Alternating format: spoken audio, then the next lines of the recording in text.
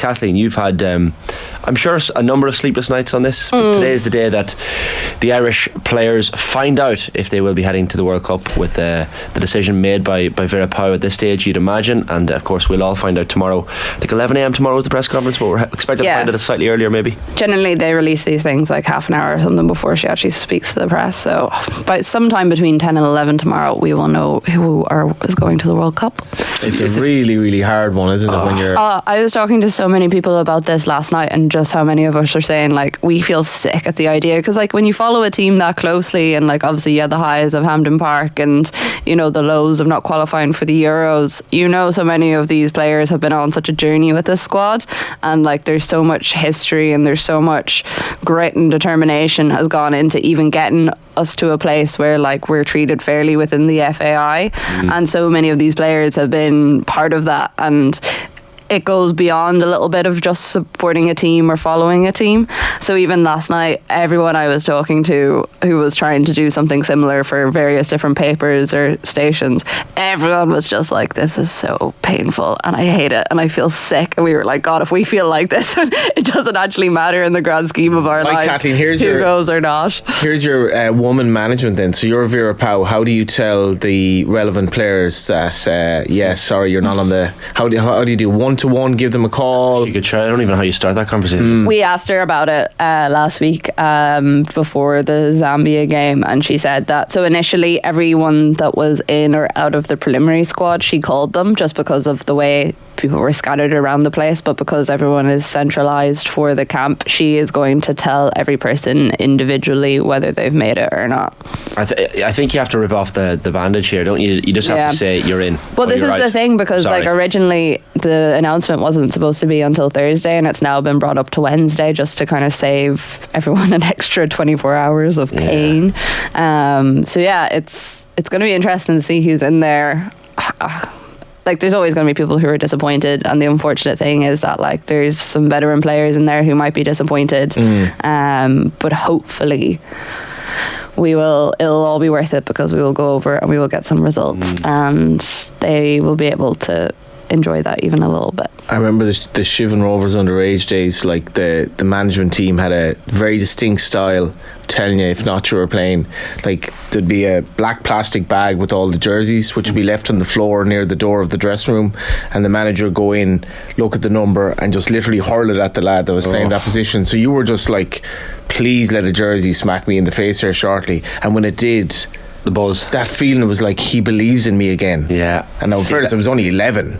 I was joking at the end of last week that Vera Pauw was going to do full like X Factor, where they're at judges' houses and they have the photographs of everyone on the table, and you're kind of like, I want this one, and then Tom Elms is like, no, and like kind of scooches it off the table. Yes. I don't think they're going to be that dramatic about it, but I like to imagine it would be exciting that way, to be fair. But Vera, I'm sure will do it in the most noble way possible. It's not an easy decision. So it's essentially cutting 33 players to 23 plus 3 standby. Yeah, essentially. Obviously, we didn't have the couple of American players in the squad because they are still playing. The NWSL season is still ongoing at the moment, so they weren't there, but they're due to fly in Thursday, I think, so in time for France next week. So we've asked you to pick your squad that you... Is this your squad for Kathleen as well? Like, she's had to make some... This is tough. I mean, she's like alienated people in relationships here forevermore now that didn't make the cut. Like. But is this the squad that you think will go, or the squad that you would have picked if you were Vera Pauw? It's closer to the squad that I think Vera will pick than the squad I would pick. So, for example, I've included all the American players, whereas I don't know would I have included them if I was doing my own squad. Right. So for the goalkeepers, pretty self-explanatory. 3 instead of 4? Yeah, Courtney Brosnan, Grace Maloney, Megan Walsh. I think it'd be stupid to bring 4 goalkeepers. I think like Courtney Brosnan's going to start every match bar something terrible happening, which touch wood it does not. And even then, we have enough cover with Grace and Megan. For our defenders, I've Anya O'Gorman, Niamh Fahey, Louise Quinn, Megan Campbell, Aoife Mannion, Chloe Mustaki and Diane Caldwell. The one I probably struggled there with the most was Diane Caldwell, about whether or not she made the squad, and I think I maybe went a little bit with my heart over my head in that one. Who would the alternatives be there? if she wasn't to make the squad? Well, see, you could stick like Hayley Nolan in there. Jamie Finn as well sometimes can play in the back. You also have I also think that like chances are like Megan Connolly have played in the defence quite a bit, so even though she's down as a midfielder here and she played in midfield against Zambia, she also sometimes does slot into that back four. So I mean, I think realistically she's mostly done that whenever Megan Campbell isn't there, but we still don't know entirely how fit Megan Campbell is. She hasn't been in the main squad. She's kind of just been training separately to the squad, and then Isabel Atkinson came in and took her place in the hotel and stuff, because she said she wanted to recuperate at home. So it'll be a little bit dependent on how fit she is, but she seems to be more doing return to play protocols rather than, is actually injured and not playing. So you've gone for 7 midfielders and 6 forwards. You might run us through the remainder of it, then we can maybe pick it apart. Yeah, so midfielders are Katie McCabe, Denise O'Sullivan, Megan Connolly, Lily Agg, Sinead Farley, Rusha Littlejohn, and we have Lucy Quinn in there as well. And then forwards, Heather Payne, Amber Barrett, Kira Carusa, Abby Larkin, Marissa Shiva, and Leanne Kiernan. And then my reserves are Kira Grant, Hayley Nolan, and Jamie Finn. Kira Grant, I really did struggle over leaving out. That was one that I changed my mind on 3 times on the walk. It took me from Jervis Lewis stop to the office this morning. So and if you'd had Kira Grant in, who was the number 23 in the squad, basically? Yeah, it was kind of between her and Diane, even though they play slightly different. So like generally Kira plays more in midfield, but she can also provide that defensive cover. And then obviously we saw her as well in the Zambia game getting the assist for Amber Barrett for her goal. So she also I talked to her about that afterwards, and she was saying that she could hear everyone on the bench screaming at her to get back, but whenever she plays with her club, she does play in that slightly attacking role sometimes as well. So yeah, I think, and also Kira's just been involved in like nearly every squad over the last couple of years. Like she's not always a traditional person who starts, but she does come on quite a bit as a substitute. And I just felt, as someone, again, that was a bit of a head versus heart one, and I think she did really show in the Zambia game what she can provide, but also I haven't been at training sessions for the last couple of weeks, so that's the other thing. I don't fully know what Vera is seeing. The other thing about Vera, she doesn't utilise that many members of her playing squad, does she? Oh, not at all. Like, I'm pretty certain we're going to go to this World Cup and agonise over this 23, and maybe 15 people will actually play while we're there. Like she doesn't. If you look at, say, against Scotland, like there was only one substitute. Like in big games, she so rarely makes substitutes in particular. So I would be very, very surprised if we're seeing more than like 2 people come on, especially in that first game. That seems anomalous nowadays as well. Yeah, like I think because we don't necessarily have the strength and depth, and like our starting 11 generally doesn't rotate all that much unless there's a change or an injury in certain players' performances. She generally likes to stick with who she knows and doesn't like changing things around too much. That's kind of problematic as well, because for competition for places you need that. Do you know what I mean? Like you can't kind of have it in the back of your head, well, I'm going to be playing here and I'm probably in a relatively safe position.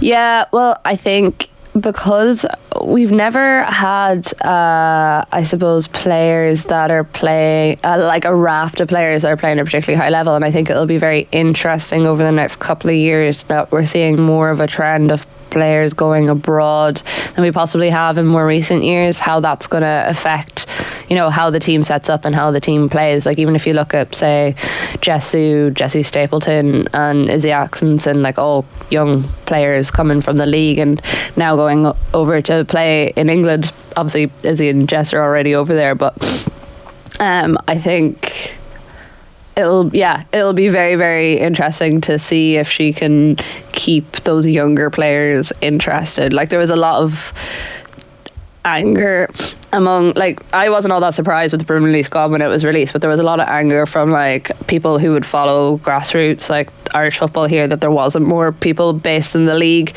involved, even just in the general preliminary squad. I've heard this before. And then, yeah, but then like Vera did kind of bring more players in as it went on, and I was even surprised that, like, say, the likes of Erin McLaughlin and Tara O'Hanlon were involved. Even though I know they're some of the best young players in the league, I just thought that Vera wasn't all that interested in them for this particular camp, and they both provided a very good showing of themselves in the Zambia game by all accounts. So yeah, it'll be interesting to see how the trends go over the next couple of years. In particular, I think, like, I would love that the FAI had some sort of structure in place where they were, I don't know, teaming clubs here up with clubs in like mainland Europe and stuff, just that players were getting that added experience. And I know that's something that there has to be the money there to develop it, but yeah, I think a decent semi-pro league, and then also decent opportunities in the States, whether it's scholarships or also to go to mainland Europe, just to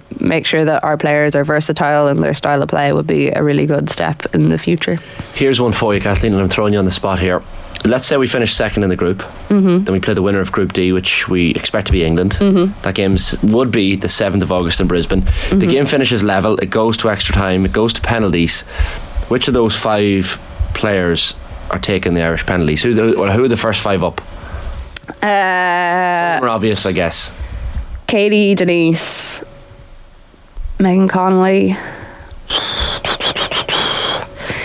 Depends. You have to give Amber one now, don't you? Well, see, I was just about to say Amber Barrett, but then also when I asked her about will she be taking penalties in Australia, she's like, I think I've taken 2 penalties in my career and I've scored one and missed one, which is a great thing. The most recent one, which is all that matters.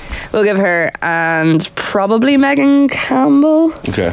Just in terms of, I know she scored a couple for Liverpool before, I think, and she's also quite good at set pieces. So yeah, that would probably be my choices. What's Courtney Brosnan's? She like on penalties? I suppose we haven't seen. Yeah. Like she as good as you can be in penalties, I suppose. I think she's really upped her game across. I mean, the Zambia game, that triple save she made in the second half was absolutely insane. So it was like one right in front of goal, and then she was over to like the left side of her goal, and then back over to the right side, and like every single ball touched her last, and then she managed to gather it. And I was just like, this is a totally different person to the goalkeeper that we had a couple of years ago. So I think I was reading in, I don't remember, well, it was like one of the papers the other day saying that she's almost become as important a pillar in this team as the likes of Katie and Denise, and I actually think that's a very, very accurate statement. Because you look at Megan Walsh and Grace Maloney in the season they've had, like Reading getting relegated, Brighton not doing all that great, both of them being dropped at various different stages. Courtney's been dropped and like is fighting Emily Ramsey, who's a really talented young English goalkeeper, for a starting spot at Everton, but still whenever she pulls on that green jersey, pulls off some pretty impressive saves. And so I don't know how mentally she's kept herself in that sort of space for nearly 2 years of not having a proper starting position, but she deserves all the credit she can get. Yeah, she seems mentally strong for sure, and it's good to be heading into a World Cup with an actual definite number one. There's no I guess discussion around the goalkeeper. Emma reminded me here, she saved the penalty in Hampden against Caroline Weir, of course, before Amber Barrett scored that famous goal. So not too many people save Caroline Weir shots. There you go, especially from 12 yards. So yeah, that's something to look forward to. I mean, we might not ever get the chance to go to penalties, but at least it's something to look forward to. I don't know if I want us to. It seems like the idea of it seems far too stressful. Unbearable. I'd just be glad at that stage I wouldn't be doing like a match report that I'd just be reporting back on radio, because I remember doing some during the Euros last summer, and penalties, such a stress for writing up your final copy. God. Yeah, because the whole notion and angle of the report has changed with 1 or 2 kicks. We have a roadshow as well tomorrow night at the Mansion House as well, so this is the going away party for the team itself. Kind of glad that the team announcement was brought forward, because it was originally scheduled for Thursday morning, which would have meant that the Mansion House going away party would have been Would have been interesting. Muted. Yeah. No, it should be nice. Like, there's going to be lots of their family members there, and I know some lucky Off the Ball listeners have won tickets to come along as well, because it's technically a behind closed doors event. So whoever those lucky people are, fair play to you. Yep. And then obviously all the players that have made the squad are being put up for interview on Thursday morning. So we will have myself, Nathan, and Aisling out in UCD, I think that is, trying to chat to all 23 players in the space of an hour. Not to tell you too much about what goes on behind the scenes, but we have an hour to get around the entire squad, so it'll be a bit like speed dating or something. I think. No easy task there, but at least they'll all be in happy moods and buzzing, those 23, I'd imagine. Yeah. Also, just say as well, for anyone who missed it, a lot of talk about Aoife Mannion and her status at the moment. She was seen getting on an Aer Lingus flight yesterday and also no longer has the leg brace on, so it'll be curious. There's been a lot of talk about whether she should be included in the squad or not, so I'll be interested to chat to Vera if she is or isn't there about where she's at. She should definitely have kept the leg brace on for the flight, though. You're just looked after so well when you have like the little ailment. Everyone just holds the door for you. Yeah. I thought you were going to say something about the pressure in the cabin. You know, it's good for the Yeah, he just meant for the flight comfort. Yeah, there you go. Kathleen, great stuff. We'll keep an eye on that squad and see how it compares to Vera's final squad ultimately when we see it, hopefully by 10:30, 11 tomorrow morning. Thanks a million.